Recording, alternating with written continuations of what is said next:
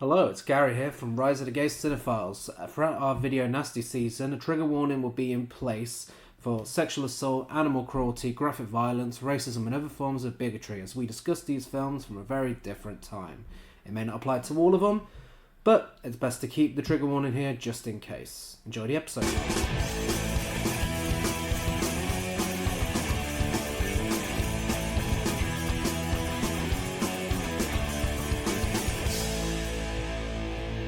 Hello and welcome to Rise of the Gay Cinephiles, a show where we, two gay cinephiles who watch way too many films, discuss various themes and eras of cinema. I'm Gary. And I'm Chris. And for this season, we're still discussing all 72 films from the Video Nasties DPP List in alphabetical order. This week, the nuns and Nazis are all horny, we get a classic and its clone, and we even take a trip to a morgue in a city where we live. Yes. Well, actually we don't, because the morgue itself is filmed in Sheffield. But anyways, we're back after 2 delays. We're very sorry. We're back. The sirens are outside our flat again. Yeah. We've been away because we've been exploring the lovely city of Amsterdam instead of talking about rape revenge films. Yes. We have. But we're here. We have. And aside from Amsterdam, what is new with Chris and Gary? Well, we watched, obviously when you're away for a week, we like to check out the cinemas when we go to a new country, a new city, and I don't know if it's your favourite. No. New. It's second favourite new release. Oh, okay. But my favourite new release is Sorry Baby, an incredible film that we almost missed out on. We missed out when it was showing here in the UK, and in our, in wanting to experience some Dutch cinemas, it was showing, and we saw it, and it was incredible. Yeah, it's one of my favourites of the year. I don't want to say a film that's gone under the radar, because the reason we watched it is because there was some hype around it, so I don't think it's gone completely under the radar, but it hasn't had maybe as much attention as it deserves. I think it deserves so much attention. It's such an important film, and I really hope it does well during award season. Yeah, incredible performances, particularly from the lead, who also directed the film, Eva Victor, and I'd like to see their name in contention at award season. Yeah, absolutely. I mean, I feel like my highlight of the last few weeks, my favourite new release, is pretty much guaranteed wins and nominations across awards season, so just kind of nervous going into it, because sometimes when a film is hyped as much as this, sometimes you get an Oppenheimer and, it's lackluster, but I can safely say Paul Thomas Anderson's One Battle After Another lives up to the hype and then some. Just action-packed, hilarious, incredibly important, and taking a novel that was based in the 80s and taking it, putting it in 2025 with a Black Panther-esque revolutionary group alongside a group of, bigots that they're going up against, fascists. It's incredibly relevant whilst adapting material from another time, and it's just phenomenal. I don't want to say any more because I don't want to spoil it for you or the listener. Yes. So yes, I didn't see it, unfortunately. Yeah, I can guarantee Sean Penn has an Oscar coming his way. That's all I'll say about his performance. But this really is something special and has to be seen on the big screen. It's it's just phenomenal. It really is. We've also been watching other stuff. We've watched Thesis, which I thought was amazing. We watched Seeds. Yes, so much fun. Andy Milligan. Yes, we do love a bit of Andy Milligan, and that is his best one that we've seen so far. We also watched Alice. Yes. As part of our, because obviously, welcome to Spooktober, everyone. As part of our Halloween watch list, so far we've watched Alice, The Curse of Frankenstein, Death by Temptation, and the films for today's episode. But yeah, Alice, Curse of Frankenstein, Death by Temptation, all fantastic films. Fantastic start to the Halloween watch list. Yes. My favourite recent watch, regardless of new release or old release, is Far From Heaven. Of course, yeah. I don't think we would have mentioned that. No, that literally is probably, maybe after a rewatch, could make it into my top 20, 25 films ever. Yeah. I thought it was absolutely phenomenal. It is. Amazing. Yes, Far From Heaven. I've been waiting a long time to watch it. And I don't know why I didn't, but it was autumn, it was fall, and I thought, it's about time. Yeah. And it was everything I expected to be and more. It was really, truly wonderful. Yeah, I completely agree. And a rare film that made me cry. Yeah. Well, moving on from what we've been watching to what we wish we were watching, Shelf Fluff this week, might as well talk about something we don't own that has been released, because that's what Shelf Fluff is for. It's for promoting new physical media. And Curzon have gone and released what looks like the box set of the year with the Michael Haneke collection. We've obviously seen a few of the films at the cinema with the transfers that will be included in that box set, and they look stunning. And it is one that I would very much like to have in the collection. But shout out to Curzon for that. If you fancy sending us one, we won't say no. No, it looks absolutely amazing. Also, the Wes Anderson box sets come out From Criterion. Criterion, and I think that might top a few lists for best release of the year. Hey, you never know. I may top a few lists to get hold of one if anyone's interested. Classy. Speaking of classy, should we talk about a very classy lady in a nun outfit? Let's do that. With Killer Nun from 1979. What's wrong with you this morning? You know what's wrong, Doctor. She discovered certain discrepancies in the drug register. My son was responsible. He was addicted to it. It was morphine. Of course, I should have reported it.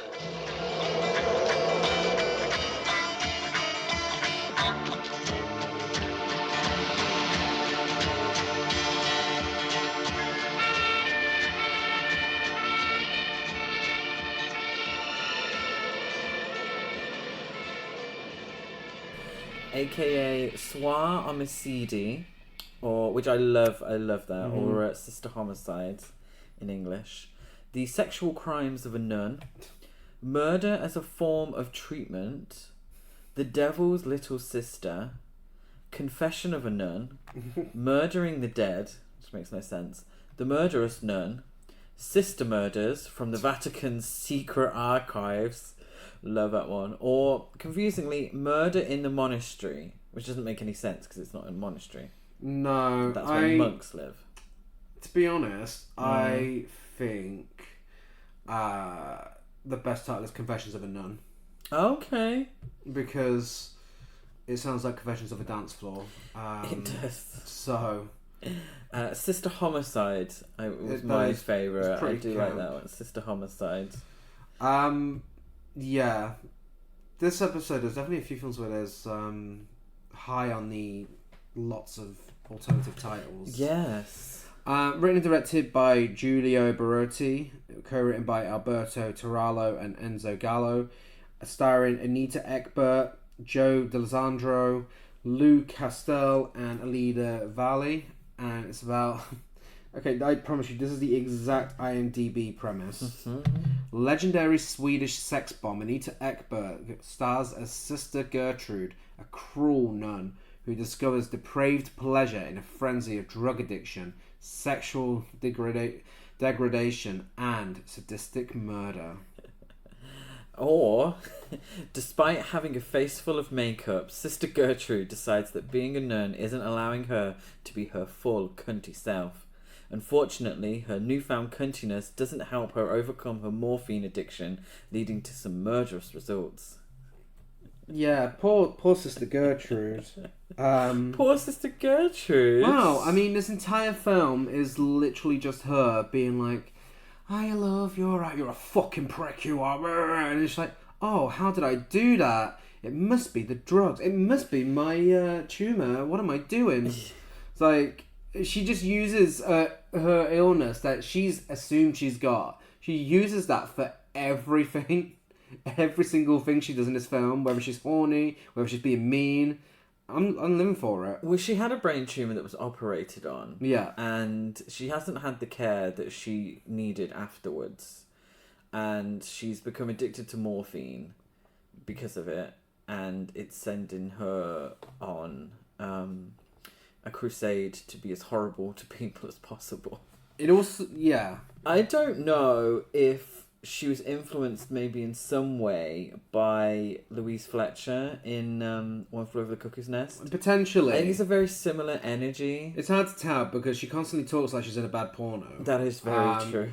Like, one of my favourite lines of dialogue is when she... and I've got a lot of dialogue down for this, but there's a scene where she sits down in a restaurant. The waiter approaches her and she's like, "It's so nice to be treated like a lady. I think I'll start with a man. Oh, I mean, a cognac." I mean... She talks to herself a lot. She does, yeah. It's very camp. It wasn't prosecuted. Shockingly enough, it wasn't prosecuted. Released with 13 seconds cut in 1993, re-released uncut in 2006. Anita Ekberg and Joe D'Alessandro's voices are dubbed by other actors in the English language version, even though they could both speak English. Yeah. And it's loosely based on Cecile Bombeek, a middle-aged nun who became addicted to morphine and committed a series of murders in a geriatric hospital in Belgium from 1976 to 1978. Do you think that situation also included the dialogue, "The Lord doesn't like lazy people. One of my ancestors went to bed with Napoleon." Potentially. You know, you're far too good looking to be a nun. "Oh, please, Peter, if you keep this up, I'll have to start avoiding you. Such a waste of a good figure." Yeah, let's get something clear. We did a podcast episode on this. We did. When it was Horror Cult Trash Over. And I don't think we gave the film the credit it deserves. No. I think we took it too... Sometimes, particularly for Horror Cult Trash Over, we maybe took films a little too seriously. This film is ridiculous. It is. It's high camp. It's really kind of stupid at points, but so much fun. When good old Sister Gertrude decides that she's going to leave her... Well, just for a day, she's leaving her nun life behind. Yeah. And she goes to find herself a man.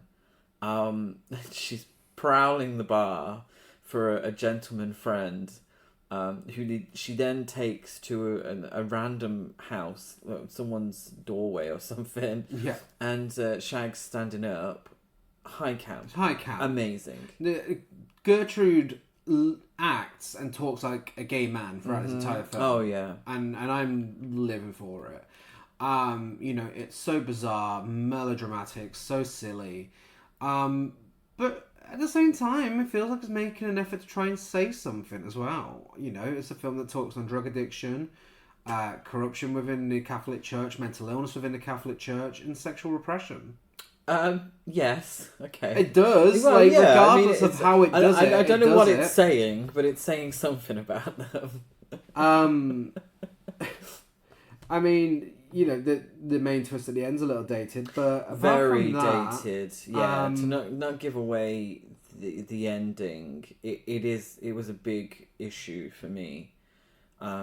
It annoyed me because it is a very dated thing. But it's really well made. I think the cinematography is really good. There are so many really memorable shots in here. Some fantastic practical effects. I mean, my favourite death is the needles and scalpel to the face. Absolutely. Which looks fantastic. The soundtrack is on another level. The soundtrack is incredible. Like, one of my favourites from the video. Which Nasties. is classic video nasty, isn't it? Yeah. Soundtrack being... Well, I don't actually think the soundtrack's better than the film, but it's just as good. Like, a real fantastic soundtrack. And one of the pieces for a soundtrack? Yeah, of course. Was used in the Red Dead Redemption game. Anita Ekberg, I think she is incredible here. No one else stands a chance. Those eyelashes are a character of their own. There's a lot of close-ups on her face. Yeah. and I don't know what mascara she's using, but when it's not clumpy because it's the desired effect, but it's like very thick, isn't it? It is. Yeah. But so it's very obvious that she is a nun with a full face of makeup. Yeah. And bisexual as well. Yeah, apparently. Because all nuns love a bit of yes, love a good finger blast from another woman. When you're married to God, you have to sometimes look for other ways of pleasure. That in itself leads to some great dialogue, such as, "Perhaps you weren't as much of a lesbian as you pretend." And also, I think we'd be doing the film a disservice if we didn't talk about the Baroness. Yes, very high camp, giving Hyacinth Bouquet realness. Yes, she tells us that a lady never discusses her bodily functions. No. And it's her ancestor who went to bed with Napoleon. That is true. As great as the Baroness is, I think there's also a bit of sympathy needed for Josephine, who... Actually, I say the best death is the needles and scalpel. Actually, I think the best death is Josephine's teeth. Oh yeah. There's a scene where Sister Gertrude snatches Josephine's teeth, throws them on the floor, and just stomps them to death. Again, high camp.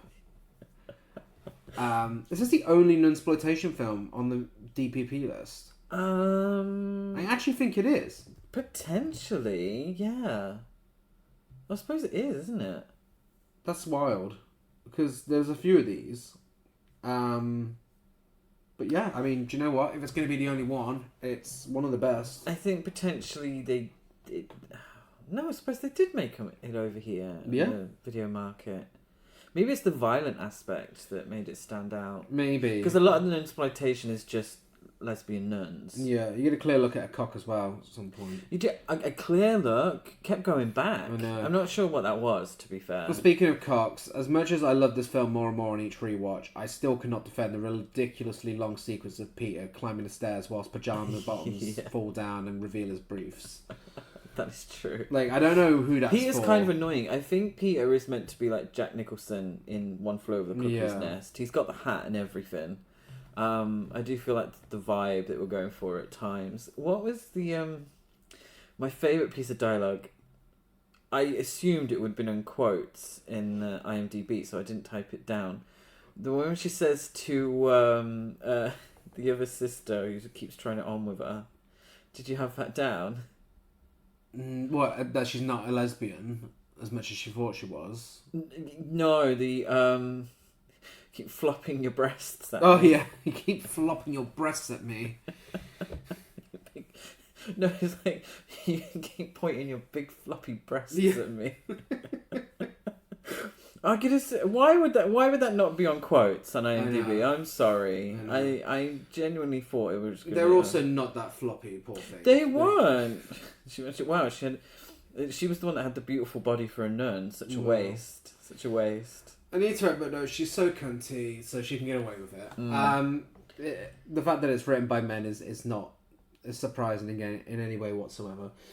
This has an IMDb rating of 5.1 out of 10, Letterboxd rating of 2.9 out of 5. Ooh. My rating is 4 out of 5. I gave it 4 out of 5 as well. Do we think it deserves to be on the list? Why do we think it's on there? I mean, it's obvious why it's on there. This horny nun is going around murdering people in graphic ways. Blasphemous lesbianism and nuns having sex and pins poked into her faces and shit. Yeah. It's a graphic giallo without the gloves, and it's... Yeah. Well, it has gloves. Oh, of course it has gloves. It has Pink gloves. Yeah. Yeah. Yeah, like washing up gloves. Marigolds. They're marigolds. So, you should all go watch Killer Nun. Next up, we have a big hitter. It's The Last House on the Left from 1972. It rests on 13 acres of earth over the very center of hell. The Last House on the Left. Sights and sounds far beyond anything you've tested. The Last House on the Left. To avoid fainting, keep repeating. It's only a movie. Only a movie. Take as much as you can. Only a movie. AKA, now bear with me for this one. AKA Midnight Panic. AKA Paranoia, Nightmare in the Last House. Outrage at Dawn. Krug and Company. Wes Craven's Last House on the Left. Macabre Birthday. Violence in the Last House on the Left. The Night of Terror. Rape in the Last House on the Left. Bloody Rape. Bad Company. Grim Company. Brutal World. And then there's a few more. Night of Vengeance, which was the original script title. Sex Crime of the Century, which was a working title. And Tentacles, which was a fake working title. And after all of those, what a waste of time, because The Last House on the Left is the best title. Exactly, it's true. It didn't need anything else. It's true. There were some really shit titles there as well. I quite like Krug and Company. Yeah, that but makes sense. Would work better for a sequel where you know if they survived. Obviously, I mean, yeah, there's no spoiler to say it's a rape revenge film. Yes, revenge is taken. Then that would be a great name for a sequel, but because it relies on you knowing who Krug is. But yeah, and also I think you'd keep saying Krug and Company, which doesn't quite have the same ring to it. No, Freddy Krueger. No, not quite the same, is it? But yeah, Last House on the Left. It's a perfect title. Mm-hmm. It doesn't tell you anything, and that's good. That's all. That's fine. Mm-hmm. Written and directed by Master of Horror Wes Craven, his debut outside of porn. Yes. Co-written by an uncredited Eula Isaacson. So I don't know if that's just if she's got that uncredited credit on the internet because Virgin Spring. Yes, this is for all intents and purposes a remake of the Virgin Spring, Ingmar Bergman's The Virgin Spring. And it stars David Hess, Lucy Grantham, Sandra Cassell, Mark Scheffler, and it's about two teenage girls heading to a rock concert for one's birthday as they try and secure well, yeah, I suppose. Yeah. Try and score marijuana in the city where they are kidnapped and brutalised by a gang of psychopathic convicts. Or sorry, it's a pretty ridiculous one. Two bumbling cops have a hell of a day when their car breaks down on the trail of four criminals. Hilarity ensues when they're forced to hitchhike with some real wacky characters. Will they make it in time to catch these villains? I mean, that's exactly... that is. Yeah. Well, let's... Yeah. It's prosecuted. Yes. The film has been banned several times in the UK by the BBFC. Originally in 1974, it was rejected for a cinema certificate. In 1984, it was banned again when it became a video nasty, and remained that way until 2000, when it was once more rejected for a cinema release. In 2001, it was rejected and remained banned. Finally, a video version in 2002 was passed with around 30 seconds of cuts for an 18 rating, ending a 28-year streak of being banned. It was finally passed fully uncut by the BBFC in March 2008. And rumour has it, if you had the Anchor Bay in 2002, you could just see those uncut scenes anyway, couldn't you, Chris? Yes, that's correct. So, my little history with this film, because I've seen this numerous times, and I watched it mainly because Nightmare on Elm Street was my favourite horror film growing up, and I was like, oh, Wes Craven, let's watch Last House on the Left and Hills of Eyes, and it's out on DVD. But there was an extra on the DVD that gave you the web address to see stills of what was cut. So you could go on the internet and see what was cut from the DVD release. It's actually quite symbolic, really. Absolutely, really symbolic. Where things went after the video nasties and how, you don't hear of films being banned every week now because you got the internet, and what are you going to see that's worse that's on there? Absolutely. I could go on the internet now, do a quick search, and see the most disgraceful and depraved acts in real life, awful things. So does that make the BBFC's cuts or banning obsolete?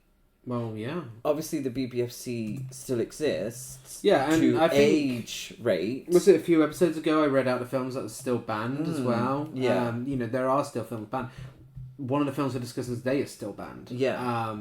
You know, it doesn't stop them from doing that, but realistically, it's got to be pretty fucking horrific because it's just a pointless exercise. Technically. And you know what? It's censorship within cinema, I really, you know, I'm sure none of us agree with it. You know, if a film's made for what it is, then it deserves to be seen for what it is. Especially given with the Video Nasties period, the reasons given for the censorship. It was all bullshit. It was, as we've told you many times, all so hypocritical. Adults watching films and telling other adults they can't watch the films. Absolutely, you know? it's condescending. It really is. But yeah, no, I do think that's such an interesting part of history and a really good look at the gap between the video age and the internet age. Yeah, absolutely. Of course, I wish we still had that DVD. Actually, that would be a. I mean, a fun little we do find. have the Anchor Bay DVD in Box of the Band. Yes, but so I don't know if it has. I would assume not. It might do if it came out afterwards, but it would be an interesting little piece of physical media history. Yeah, to have that, because the Anchor Bay one Box of the Band was that released before it was uncut? I'm not sure. Interesting. With it being a big hitter, there's a lot of trivia. Yes. It was originally scripted as a hardcore pornographic film, with all actors and crew being committed to filming it as such. But after shooting began, Craven decided to rewrite the script to remove the explicit sex. Good idea. Sandra Peabody had a horrible time filming this film and felt traumatised much like her character, the ill-fated Marie. She was uncomfortable filming the sex scenes, and the crew gang actors, in an over-enthusiastic attempt to be method, harassed her off-screen as well. So much of the film, filmed crying, terror, dread and disgust you see on display is quite real. Another person who was disgusted by the whole project was Weasel actor Fred J. Lincoln, who says he regrets making this film. Both Peabody and Lincoln refused to talk about the film in interviews, although The Last House on the Left, 2009, and David Hess were quite... The Last House on the Left exists, 2009, it's remade in modern day, and has led David Hess to talk about it during interviews and such. And he was quite comfortable playing the role anyway. Well, yeah, I mean he went on to typecast. he was typecast because of it, but he paid a few bills for him. Very much his career, but I do think it's interesting that a remake exists of this film, but also the fact that I Spit on Your Grave remake exists as well. It's one of those where, you know, I think we got so deep into the remakes in the 2000s that everything was being remade, regardless of what it was, and there were some really random ones out there. But I would say Last House on the Left and I Spit on Your Grave had a cult following. Oh, absolutely, that's what I was about to say. Yeah. I think with Last House on the Left and I Spit on Your Grave, they were two popular films that could get attention by being remade. It's just shocking that, you know, it went through so many years of being banned, and then in 2009 you can release a remake which does the same thing and it gets released instantly without any issues. Yeah. You know? It's got money behind it, hasn't it? Well, yeah, it's a studio film. When director Wes Craven took this film to the MPAA, they slapped it with an X rating. Wanted an R rating for wider release, Craven went back and removed several minutes of footage, but it still wasn't enough for an X rating. Once again, more footage was removed, and it still wasn't enough. Finally, Craven put all of the original footage back in, got an authentic rated R seal of approval from the film board from a friend of his, who put the rating on the film and released it. Oh. Sometimes it's who you know. Yes. It was seized by the Australian Custom Boards in October 1991, after a package containing the film and several other band titles was discovered. It was finally released in Australia uncut in November 2004. When distribution companies Hallmark and Atlas International released the film in Germany, they attempted to pass it off as an actual snuff film. Right, lovely. Which is funny to me because some of it actually looks really gritty and could be perceived as a snuff film. But then you have it intercut with the bumbling cops in the comedic scenes. Who the fuck would include that in a snuff film? Exactly. When the film was first released in 1972, most critics found it disturbing, but Roger Ebert, of all people, gave it 3.5 stars, and he got letters from people asking him how he could possibly like a film like this. Siskel was on another opinion for it. Sean Cunningham had said for years that he would tell people he produced this film and they would get up and walk away from him as if he were a porn or snuff director of some sort, and the same thing would happen to Wes Craven. When Cunningham followed this film with Friday the 13th, famed film critic Gene Siskel wrote that Cunningham was one of the most despicable creatures ever to infect the film industry. A man who is responsible for The Last House on the Left, a film where we see a gang of killers force a young girl to urinate on herself. Incidentally, this scene was done with practical effects, not special effects. Siskel, seriously, that's the scene you're going to go with. Yeah. That's the scene. Yeah. And finally, according to Wes Craven, he never anticipated the extreme reactions that audiences would have to The Last House on the Left. Audiences were said to have vomited, fainted, and rumoured to have to one unfortunate filmgoer had a heart attack during initial screenings of the film. In many ways, this feels like the original, oh my god, everyone fainted during this film. Oh, yeah. Tagline, iconic. Yes. To avoid fainting, keep repeating, it's just a movie, it's just a movie, it's just a movie. Obviously, that cinema goer should have listened. What can we say? Last House on the Left. We discussed it on Horror Court Trash Over, didn't we? Yeah. With The Virgin Spring and the remake. I probably wouldn't say it's iconic. Every time I watch it, I feel a slightly different way about it. It's a very effective film. What Wes Craven and Sean Cunningham set out to do was make you feel uncomfortable. Yeah. It was to show death in a way that they didn't think had been seen on screen before. Real awful. This isn't cowboys shooting and falling off the horse. Mm-hmm. This isn't 10 seconds of riving and now you're dead and we carry on with the film. This is the horror and the griminess and the disgusting way that murder and violence infiltrates our lives, and they did that. Yeah. And the scenes that depict that are really awful and make you feel incredibly uncomfortable, and it's very effective. But there are other parts of the film that are kind of ridiculous. Yeah. And I understand what they were trying to do. You have a little comic effect, you give the audience a little bit of a break. Yeah? Yeah. And you have something to compare it to.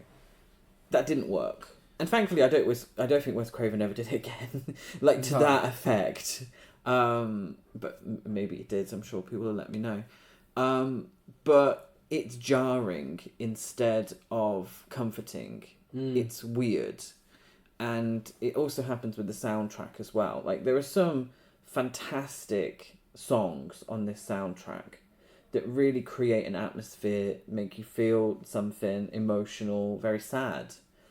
But there are also some songs that are is this a cartoon? Yeah. What's happening here? Yeah, I think it's what makes it so unique, but also I think it's what makes it so disturbing, because that music and the comedic scenes are intercut with the infamous sequence in the woods. Yeah. You can go from something really fucking nasty and horrific to these cops being like, oh, what are we doing today? Oh, aren't we silly?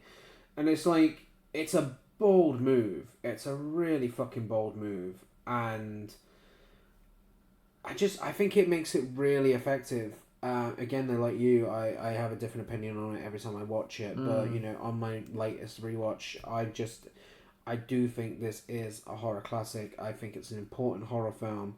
I think it changed so much that came after it. because, you know, let's not forget, this was before Texas Chainsaw Massacre. Yeah. And Texas Chainsaw Massacre very much has that same grubby feeling that this film has.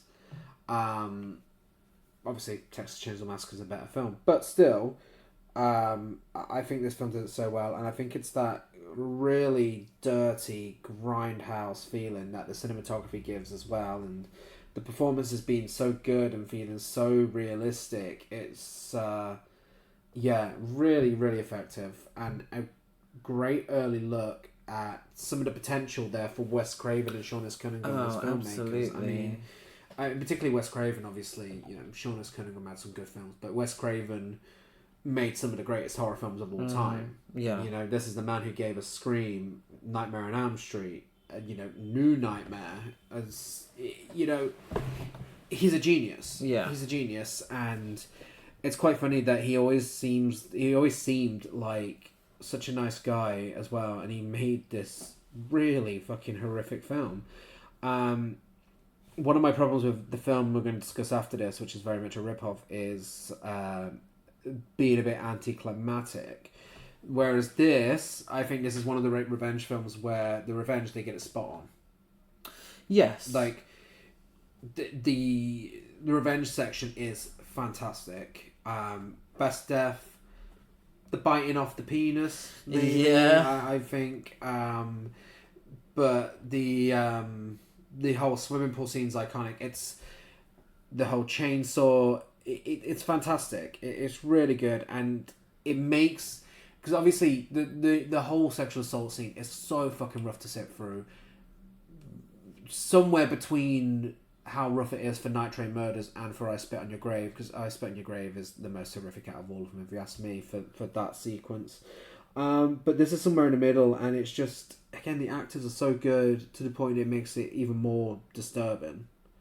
Yeah. It's not for entertainment purposes. No. The last act is for entertainment purposes.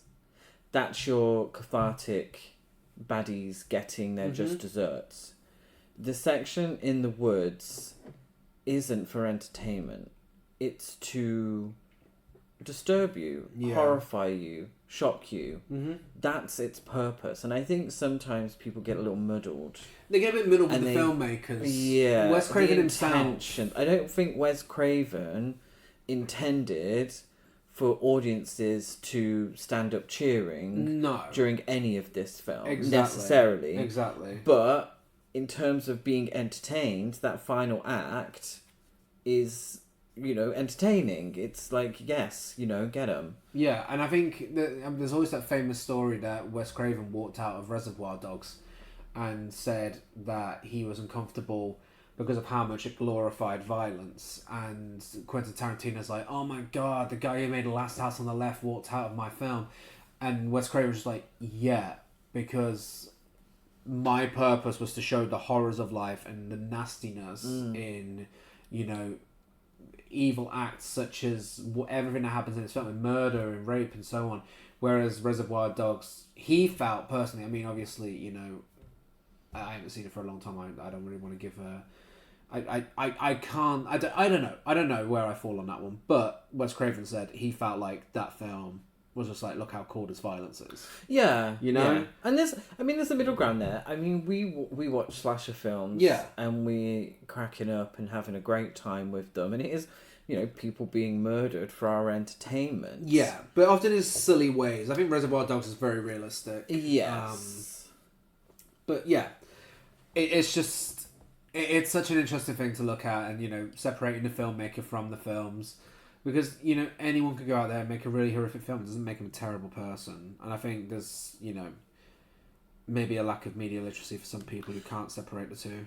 I think sometimes, I think that does come into play, and its intentions as well. And I don't think Wes Craven's intentions was to make a entertaining film. No. But more of a film to teach us about the horrors of existence. Yeah.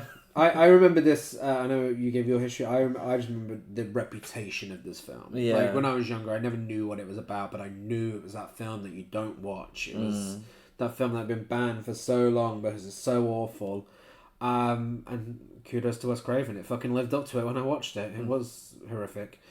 It has an IMDb rating of 5.8 out of 10 and a Letterboxd rating of 2.9 out of 5. And that surprises me. The next film we're going to talk about, spoiler, has higher ratings. Yes. My rating is 4.5 out of 5 because Wes Craven went out to do a job. He did it, and he did it pretty fucking damn good. Yeah, I went with 4 out of 5. Even though, again, it's quite funny, I constantly repeat myself and say rape revenge is not my favourite subgenre. I don't enjoy the subgenre. I do seem to rate them all really highly. But I rate them in the way that, based on, they set out to do a job, and they succeeded. Yeah. The rating them low scenes... is not going to stop them being made. No, but it's again, it's intentions. And I don't believe Last House on the Left was made to titillate anyone or entertain anyone to that effect. I don't think that the rape in the film is there to give anyone a cheap thrill. No, it's definitely not. It's the opposite. That's why it's there, and it deals with it, the horrors of it, and how awful it is, and that's why I think it's different. It's not that we've seen films where sexual assault, in many forms, has been used sometimes to comedic effect, but a lot of the time to get some cheap TNA in a film where they were like, oh well, how do we get some cheap TNA in here? Oh, let's do sexual assault. Yeah, and that's when it's like, no, this isn't right. This is terrible, and you should be ashamed of yourself. Yeah. Well, next up is the carbon copy. It's Late Night Trains from 1975. Did Last House on the Left deserve to be on the list? Oh fuck! Of course, yeah. No, well, I feel like that's such an obvious. Yeah. I feel like that's such an obvious answer that I didn't even ask. Yes. Of course it does. Yes. Of course, this film was made for Mary Whitehouse. It's true. For all the obvious reasons. You don't need us to tell you that. Absolutely. But yes, next up is Late Night Trains from 1975.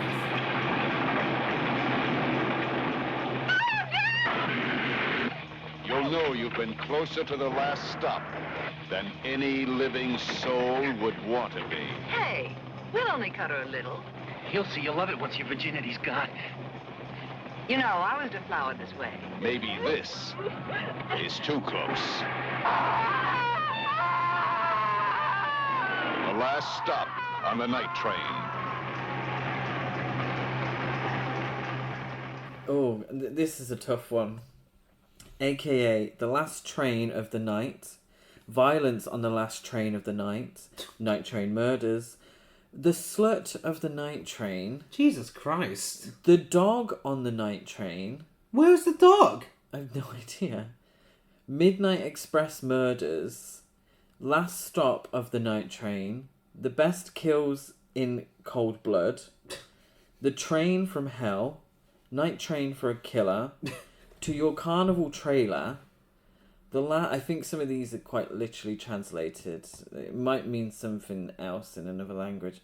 The Last Train of the Night, Torture Train, Train Marauders, Don't Ride on the Late Night Trains, Late Night Trains, Last House Part 2, New House on the Left, Second House on the Left, Christmas Massacre, Last Stop on the Night Train, Torture Train, Girl in the Clutches of Devilish Beasts, and Night Train, The Last Train of the Night. Okay, third house on the left, down the road from the other neighbour down the right, who lived on the right down the left, and down the road from the left from that. Now, surprisingly, this film isn't set on a train. Wow. Could you imagine? It's very definitely set on a train. It does not want you to forget it is set on a train. This is Last House on the Left on a train, and the train part is important to distract you from the fact that it is Last House on the Left. The word train has no meaning to me anymore. I don't think I've ever said the word train so much. That has to be up there as one of the films with the most amount of alternative titles. Yes, I believe so. I feel like we've already discussed the one with the most. Yes, I remember mentioning it. That was Bay of Blood. Yes. Twitch of the Death Nerve. Gotta be close. My favourite, I think I would go with Don't Ride on the Late Night Train. That is a good one. Quite like... Well, not by 2025 standards, because I'm sure it's been done, but Christmas Massacre's quite good. Yeah. I quite like Last House Part 2. I would actually have Okay. preferred if the Italians tried marketing this as a sequel to get out of it being such a rip-off. I do have to give credit to Night Train, the last train of the night. That's true. Which is saying the same thing in two different ways. I quite like the dog on the train. The dog on the train. The slut whatever on the the train fuck I that didn't... was. Yeah. The slut on the train is actually... Unless we're calling men sluts here, this is very inaccurate. You know, when he's going around and he has his little shag with the woman. Either way. Well, the blonde woman, I Yeah. suppose, would be the one. I guess. I mean, she's an nymphomaniac, so... Yeah, it's a bit of a sex shaming, isn't it? But, yeah. Yeah. Well, it was 1975. Of Written course. and directed by Aldo Lado, co-written by Renato Izzo, based on a story by Roberto Infaselli and Ettore Sanzo, starring Flavio Bucchi, Marcia Murrell, Gianfranco Di Grassi and Marina Berti. It's about a pair of psychotic hoodlums and an equally demented nymphomaniac woman who terrorise two young girls on a train trip from Germany to Italy. Or Last Train on the Left. Yes. Done. How is that not an alternative title? Last Train on the Left. Like, seriously. That would have worked. That would have worked. To everyone's surprise, this might be the biggest gag yet on these episodes, it was not prosecuted. It was originally refused a cinema certificate in 1976, but was released uncut in 2008. How was this not prosecuted? Like, again, this feels like it was made for Mary Whitehouse. It was actually, funny enough, the third highest grossing foreign film in Hong Kong prior to 1975, only behind two disaster blockbuster films, The Tower and Inferno and Earthquake. Well, let's discuss the elephant in the room. This shouldn't be a great film. No, it but shouldn't. it is. Yeah. I mean, for what is an Italian rip-off of Last House on the Left, it's actually pretty fucking good. It is. It has our queen, Irina Miracle in it as well. She does. She's in it. This is her debut, wasn't it? This was her debut. One thing I really dislike, just on a slight tangent, Yeah. is on IMDb. Yeah. Trivia. I don't know who, I'm assuming it's user generated. It's user added, I think. Film debut of Irene Miracle and That's her... not how we say her name.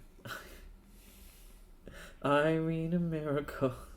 Thank you. And her first nude scene. Thank you, IMDb user. We really needed to know that. Well, in relation to that, Irina Miracle said during a 2015 interview that she had no issues with nudity in the role. She admitted being naked on set surrounded by a male production crew and on screen had never been a big deal to her because, in one of the most cuntiest quotes we've had yet, she always thought of her body as an instrument for her craft. Yeah. You fucking go, girl.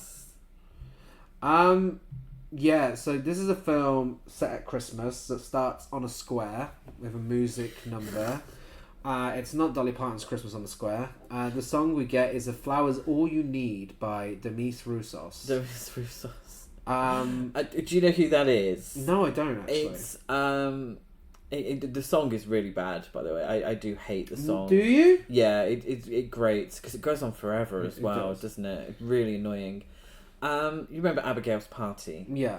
The one that she was obsessed with. Yeah. She was like, oh, a bit of Demis Roussos. Oh, I love a bit of Demis Roussos. Yes. Do you like Demis Roussos? Do you? Yeah.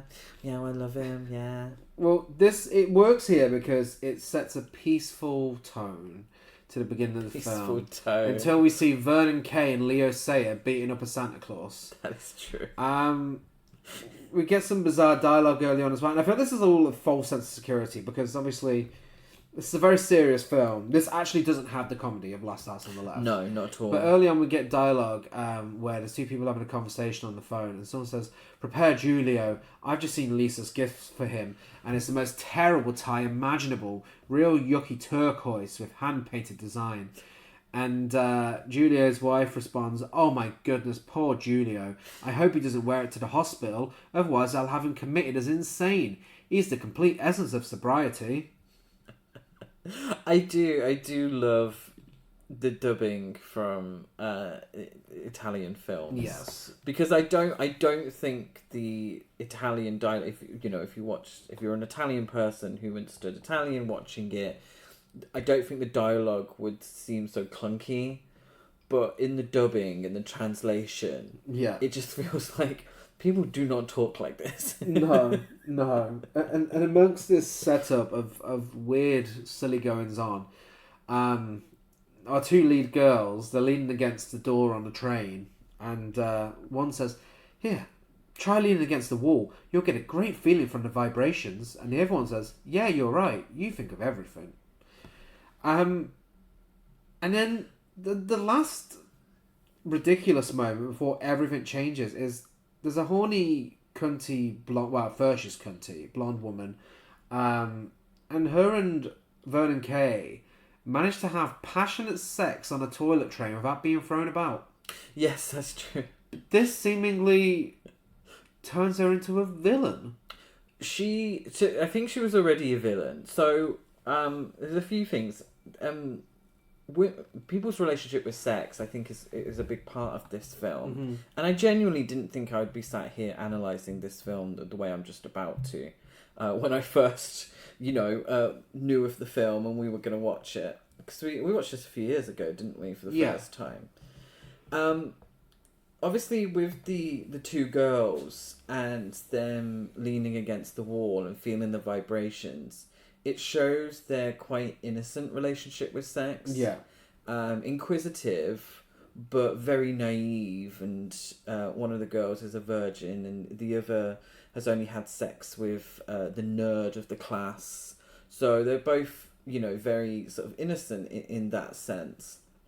Which obviously, when they're both raped later on, it makes it feel so much harsher and so more real and devastating when that happens to them.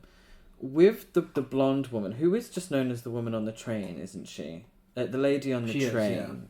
With the lady on the train, she drops her handbag at one point. So she's very hoity-toity. She's very middle class, and she speaks politics with a politician who's on the train as well.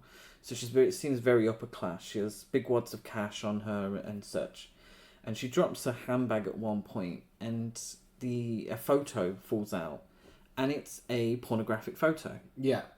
And something that I read and I didn't really notice when I was watching, but now looking back, every time she lifts her veil, her true self comes out, which is a nymphomaniac who pushes her and other people's sexualities higher. Yeah. And she puts on a pretense, she puts on a facade, but underneath she's incredibly corrupted and not very nice. Yeah. And that comes out throughout the film, whereas the two men have no issues, and I think there's a little bit of gender politics here as well. Oh, yeah.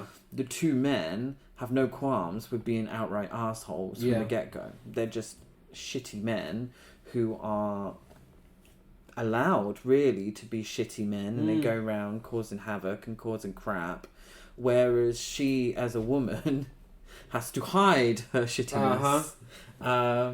So I don't know if I'm looking too much into it. No, but it's really interesting. But it was a really interesting aspect, the gender roles, because there was part of me who was like, oh God, this forcing this lady on the train to be in the film and be an awful person. I thought maybe it was like, oh yeah, women are just as bad as men, that bullshit. But I think it might be a little more complex than that. Yeah, no, I completely agree. I also think it's quite interesting that she gets the men to do all the stuff for her when it gets down to the serious stuff. And but it's a class thing as well. Yeah, I do think it's about the upper classes getting the working class to do their dirty work. Yeah, and they're both just ultimately just as bad as each other. And I don't know if this is a spoiler, but one of the girls' deaths is caused directly by her. She's the one that pushes it too far, not the men. and it doesn't let the men off, obviously. Yeah. But I think it's an interest. I think maybe her class plays more into it than her gender. Yeah, it's really interesting. And above all of that, it's just a very intense, uncomfortable, and claustrophobic film. I mean, putting the plot of The Last House on the Left on a train, Yes. you know, in a confined space, it does make it even more uncomfortable. And yeah, despite some funny moments with the dub, it's a deadly serious film, and I think the Christmas setting as well also adds to why it's so disturbing. It makes it sad. You actually feel really sad for the parents who are waiting for her, and they've got their relationship issues, but what brings them together is their daughter coming home for Christmas with her best friend, and just having a wonderful time, and they're really looking forward to it, which makes their actions at the end more understandable. I do wish the actions at the end were more over the top. Yes. I do wish it went all out with the gore, and because I mean, one of the best death scenes is also, I mean, it's just rough, but it's automatically the best death scene is the knife to the vagina. Yes. It's a really rough scene. Yeah. But that's as over the top as it gets when it comes to violence and gore. I mean, yeah, the sexual violence is rough. The cinematography during that sequence as well plays a big part into why it's so disturbing. And that change to the blue light, it's all so gritty and moody and just horrible. And I think it plays as well. And I think I'm talking myself into saying that this is actually better than Last House on the Left. Because I think the train setting adds to how uncomfortable you feel. Yeah. Because obviously the girls in Last House on the Left they haven't put themselves, you know, there's no victim blaming here, but they've gone to a random house looking for drugs. You know, it's not a safe place. They're taken out into the woods. You know, we're all creeped out by an empty woods. You know, they never, there's no pretense that they're a safe place. We expect to be safe in public. Yeah. On a train. We expect there to be people there to help us and to save us.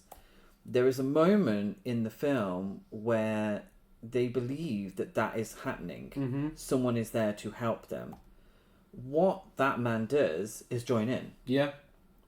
And then has a guilt, you know, afterwards and such, and that sort of helps, you know, towards the end of the film and the result.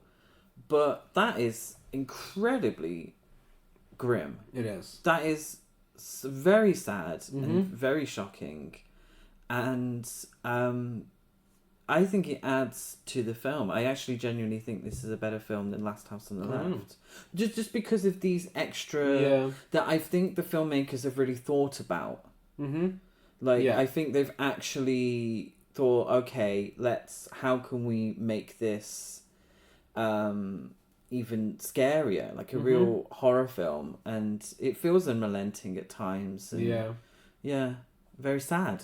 I mean, both films are very sad ultimately. And it has an Ennio Morricone score as well. Yes, it does. Yeah, which I thought meant more, and then I searched on Spotify so I could listen to this, and I think he just scored every Italian film at a certain point. I think he did. But obviously a legend, absolute legend as a composer of scores and soundtracks. Yeah. So it has a 6.1 on IMDb out of 10, a 3.1 on Letterboxd out of 5. I gave it 4 out of 5. I gave it 4 out of 5 as well, because I did have issues with the ending. Did it deserve to be on the list? Why do you think it's on the list? For all the same reasons as Last House on the Left. Yeah, but that one particular scene of the knife, I think definitely got it on the list. Absolutely. Next up, on a slightly lighter note, we are going to Manchester. Specifically, we're visiting the living dead at the Manchester Morgue from 1974. See a quiet ride in the country turn into a nightmare of horror. Get ready for a meal you will never forget. Break bread with the living dead. Feel your flesh pull away when they scream for food. See, don't Open the window. Whatever's out there will wait. Rated R. AKA Let Sleeping Corpses Lie. Do not profane the sleep of the dead. Living Dead. The Massacre of the Dead. Zombie 3. The Massacre of the Living Dead. The Morgue of the Living Dead. Zombies. Graveyard Raid. Attack of the Agricultural Zombies. Where Do You Come From? I'm a little confused by that. Oh. The Sleep of the Dead Must Not Be Defiled. Let the Dead Sleep. You see a pattern here. Yeah. The Defiler. Weekend of the Dead. Murder at the Manchester Morgue. Breakfast at the Manchester Morgue, which we might have tomorrow, actually. Should we do that? And Don't Open the Window. Oh, and also Do Not Speak Ill of the Dead. And Invasion de Zombies. Okay, Living Dead at Manchester Morgue is the best title. It is. That's a great title. It's directed by Jorge Grau, written by Sandro Contenza, Marcello Coscia, Juan Cobos, who is uncredited, and Miguel Rubio, who's also uncredited, starring Christina Galbo, Ray Lovelock, Arthur Kennedy, and Aldo Masasso. And it's about a cop who chases two hippies suspected of a series of Manson family-like murders. Unbeknownst to him, the real culprits are the living dead, brought to life with a hunger for human flesh by ultrasonic radiation being used for pest control. Hate when it happens. A couple of damn hippies are accused of a murder spree in the name of Just Stop Oil, but the culprits are actually the living dead, brought back to life by the radiation emitted from Taylor Swift's private jet. I love this because it's a film with a message. It is. And it is. And it takes, and I keep saying it, and I will keep saying it, horror is a great genre to do this. It takes something like a zombie film, and it uses it to say something. Yeah. To say something about the environment. Mm-hmm. To say something about the treatment of hippies. Oh, no, hippies, yeah. I don't know why I thought that was like a dirty word or something. No, hippies, it's the word. And the way that the police are. Yeah. You know, it says something. Yeah, there's so much more than just that film where someone gets a tits ripped off. Yeah, it's true, yeah. It wasn't prosecuted, which is shocking considering what I just said. Originally passed with cuts for cinema, released with 1 minute 53 seconds cut in 1985, and re-released uncut in 2002. But yeah, it's a film with something to say, and it's a fantastic one at that. It's but a really strange score, which is made of moaning and breathing noises, which was made by Jorge Grau himself. Yeah, I think the film itself, and particularly the score as well, helps it. It creates a really great atmosphere. It does. It's very atmospheric. It's a Night of the Living Dead ripoff. Absolutely. It's absolutely a Night of the Living Dead ripoff. But it does it really well. It takes the slow pacing and the atmospheric setting of Night of the Living Dead, puts it in a different location. At first in Manchester, we get some streaking in front of the buses. We do. But it's just like a journey through Manchester during the opening credits. But then after that, it's just, is it Sheffield? It's Sheffield, yeah. And the countryside as well. Inconsistent northern accents. With a lead who is aggressively Cockney. Well, I think he's travelled from London up. But yeah, it says something about the counterculture and the way the police treat the counterculture. There's issues of drug addiction as well. Yeah. Her sister is a heroin addict, and she's accused of the murders as well. Despite the murder that the cop was accusing her of, it would meant she would have to have super strength. It's and true. it was like, you're a drug addict. What? Heroin doesn't make you super strong. She's got a PCP. She's not the Incredible Hulk. Yeah. The police officer is also homophobic as well. He is awful. He is such a terrible guy. He is. And Arthur Kennedy is so good playing him. Yes. Arthur Kennedy was nominated for 3 or 4 Oscars. Yeah. He definitely gives some prestige to this. He does. I think not that. I mean, the plot itself and the atmosphere. The film itself gives it prestige, but I mean, it is called The Living Dead at Manchester Morgue. It's not exactly Oscar bait. I think Christina Galbo gives my favourite performance, but I mean, Ray Lovelock is also really good. I like their chemistry. Yeah, the zombies look great. It's a really simplistic design for them. The red eyes, I feel like that was perhaps borrowed in 28 Days Later. Yeah, probably. I mean, it's very. They look the exact same. Yeah, obviously an influence. Obviously, this is highly influenced by Night of the Living Dead, but I Yeah. feel like it was a very gory film as well. Mm-hmm. I feel like it would have been an influence on what came afterwards. I mean, Dawn of the Dead was after this. That's true. It's quite early in terms of zombie cinema, really. It is interesting that it has the sort of violence that would go on to feature in Dawn of the Dead, but also the atmosphere of Night of the Living Dead. Yeah. It's a really good midway point between It feels the two. quite Spanish as well, though. It does. It feels like similar to Tombs of the Blind Dead. Yeah, it's very similar to Tombs of the Blind Dead. Cinematography, just the way it feels. And the outdoor Spanish. settings. And Yeah. Practical effects are phenomenal. Yes. It's not constantly gory, but when it happens, it packs a punch. Mm-hmm. And that nurse scene with the tit ripping is the best ever. Yes. It's so good. Yeah, I completely agree. She's was she famous for having quite small breasts, so they could build onto it to have the effect.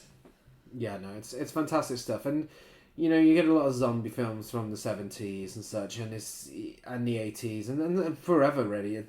Zombie films are something you're never short of. Yeah. But there are a few that stand out, and this one really stands out for me. Yes. Do we think it's popular with people? I think so. I think the people who Well, you'd be correct. have seen it have really enjoyed it. You'd be very correct, because it has a 6.7 on IMDb. Ooh. And a 3.4 on Letterboxd. Wow. I gave it 4.5 out of 5. I give it 4.5 out of 5. Did it deserve to be on the list? Why do you think it's on the list? It has infected babies and a bit of tit ripping. Yes, I think the breast being ripped off would have really pissed off the BBFC. Yeah.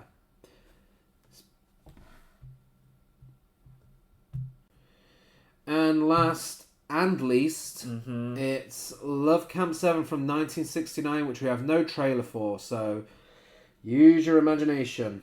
AKA Nazi Love Camp 7, AKA Women to Men, AKA Erotic Camp of the Third Reich, AKA Special Camp Number 7, AKA A Sex Animal in Camp 7, AKA Concentration Camp Number 7. I quite like a sex animal in Camp 7. It's almost like you're in a supermarket. Like, excuse me, there's a sex animal in aisle 7. Yeah.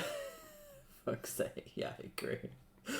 Women to Men, I didn't really get. That's really weird, yeah. I mean, I was giving Amelia Perez. That awful song for Amelia Perez. What's your favourite? Oh, I think Love... The problem is, Love Camp 7, I like the name of, until you realise what the film's about. Yeah. And you're like, oh. Love Camp 7 kind of sounds like a bunch of sequels to a 60s, like swinging 60s film. I know. Welcome to Love Camp 7. Thank God there's not 6 other ones. Yes. Directed by Lee Frost. Written by Bob Crease and Wes Bishop. Starring Bob Crease, Maria Leese, Kathy Williams, and Bruce Kimball. It's about 2 female army agents who go undercover at a Nazi prison camp to get information from a scientist being held there. Or Major Latham is asked to recount the story of how, despite not leaving London, he was able to win World War II for the Allied forces. Instead, he recounts the story of how 2 women were able to win the war for the Allied forces.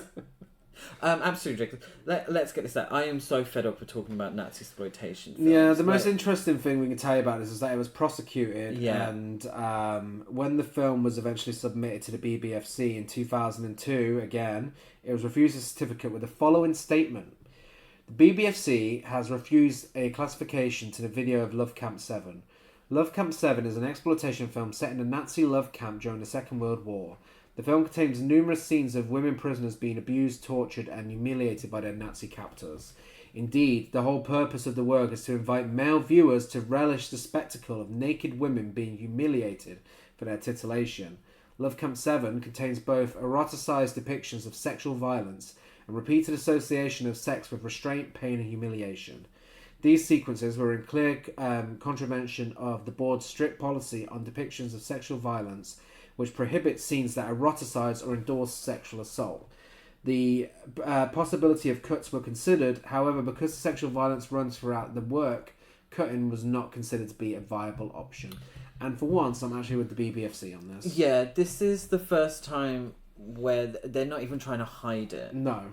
Which I think is even more disrespectful. They are literally like, we're going to make up this shit so that we can show you cheap TNA of sexual assault of, a concentration camp. Yeah. Like, it's just like,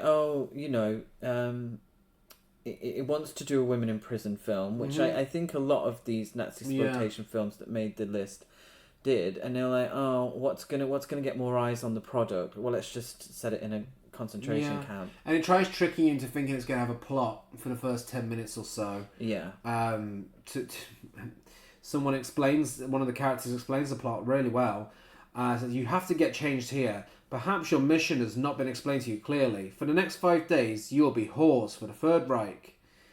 Another character says, I cannot guarantee that you will love Camp 7, but I can guarantee you will love in Love Camp 7. This is softcore porn. It is complete with the it awful is. dialogue. And this is this is 1969, so this is really early. And I said it before, and I'll say it again. We feel quite, here in 2025, we feel quite far removed from World War II, and we look at it as history, and we feel like it's in the past. In 1969, there are many, many people who survived the Holocaust who could be walking around a video store and see Love Camp 7. Yeah. How disrespectful is that? So weird. Cheap, shitty TNA. Yeah. Based on real life atrocities. Yeah. A real life genocide. Yeah. I just think it's the bottom of the barrel bullshit, and I'm so sick of talking about these Nazi there's nothing new we can bring to this conversation that we haven't said about the other Nazi films. So if this is the only episode you listen to, I'm sorry. All I can tell you is this is fucking dreadful. It is. There's nothing redeemable in there. It's bullshit. It's boring. It shouldn't exist. Yeah. There's an IMDb rating of 3.9 out of 10. Letterboxd rating of 2.6 out of 5. That is so fucking high. That's quite high, actually. That is so high. That's really high. Who is giving this film anything higher than half a star? That's really high. Obviously, I gave it half a star out of 5. I also gave it half a star. Yes, out of 5. of course it deserved to be on the list. You don't even need to know why. So, how about a modern film that would have made it onto the list for our That Could Have Been a Nasty section? What do you have? Well, I went with the theme of the episode, and despite the Virgin Spring not being on the Video Nasty list, I went with Last House on the Left, 2009. Yes. Because it makes sense. Well, yes. The original, the Italian remake, both made it onto the list. So the 2009 version would definitely have made it onto the list. Yes, I'm going to go with Killer Nun-esque and Benedetta. Yes. That filthy film would definitely be included on there. Yeah. Oh, God, yeah. You can find us on all social media by searching the name of the podcast, and if you could go give us a rate, review, subscribe wherever you listen to this, we'd be very grateful. Next week we will be back because we're delayed, so again it's 2 weeks in a row. Lucky you. We will be talking about Madhouse, The Man from Deep River, Mardi Gras Massacre, The Mountain of the Cannibal God, and Nightmares in a Damaged Brain. Ooh, one of my favourites. Even more European sex symbols in cheap horror films. Yeah. Italian horror films. How exciting. So we're back, same time, same place next week. Bye.